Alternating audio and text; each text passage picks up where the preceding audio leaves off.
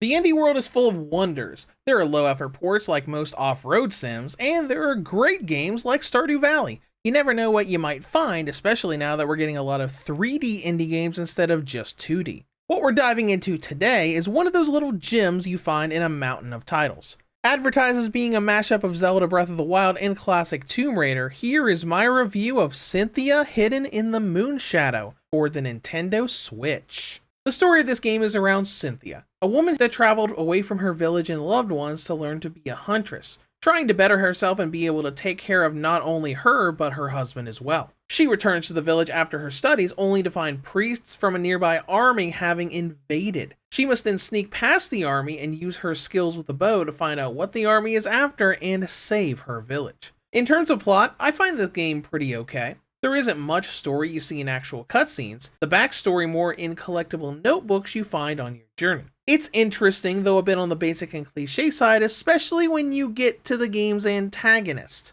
When it comes to gameplay, this is a third-person stealth and puzzle game. As you play, you'll be sneaking past enemies and using Cynthia's bow to solve various puzzles, like opening doors or disabling sentries.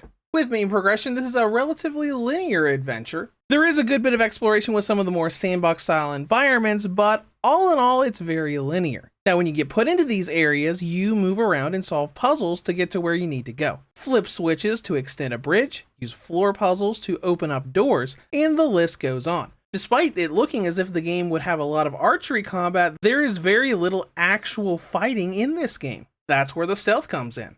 Most enemies have magic barriers protecting them from your arrows, so you have to sneak past them. Crouch in tall grass as if you were Aloy from the Horizon series as they move around. Shoot down hanging boxes to knock enemies unconscious, and you eventually get a companion character so you can throw out distractions to keep guards busy as you move around. Not that this is bad. The stealth is pretty decent, and despite other indie stealth games that instant game over you when you're caught, there is a dodge mechanic to technically be able to run and get away from guards if you have good timing. Some of this does feel a little stiff though. The platforming works well, though some of the animations and movements in the game is a bit on the slow and sluggish side. You also get some little areas where Cynthia is distressed during a little story event, but her model just looks like it always does. In short, the game's a little on the clunky side, though I still had fun playing it. It feels great to just waltz into an area and drop boxes on enemies from above with a simple arrow shot. Though the fun won't last terribly long. Cynthia is a rather short experience, coming in at around 3 to 3.5 hours for your first trek through the story. You can get a bit more time out of it by searching for missed collectibles and costumes, but all in all, it's a short journey. Not bad for its $14 price tag, which by the way, is exactly the same between console and PC through Steam. That brings us to presentation, which I find to be rather beautiful. I will admit the textures on the environments don't have a lot going on. They're very basic, but the aesthetic and style they used is very much like the origami stealth games, and I just find everything in the game to be very colorful and pretty to look at. Performance is also pretty good.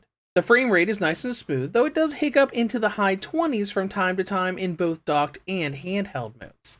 I'd say the worst part of the performance are probably the loading sequences. When you die or fail and have to respawn, it can be a good 25 to 30 second wait before you can try again. Though I will admit that the game can be a bit glitchy. While streaming the game last week, I encountered a few things, only one of which I've been able to replicate. Sometimes, when I would go into alert status and escape from the enemy guard, the game would get stuck in alert mode and not go out of it or change the music until I get caught or restart from a previous checkpoint. It doesn't really keep you from progressing, but it's something that does happen from time to time. I also had the game have the costume change UI stay after I'd gone out of the menu, and I fell through the map while sliding once. But, as I just said, those two only happened once. I've tried to recreate these glitches with no luck, so they might have just been one-off things that happened to me that you don't necessarily need to worry about. And that brings us to battery life.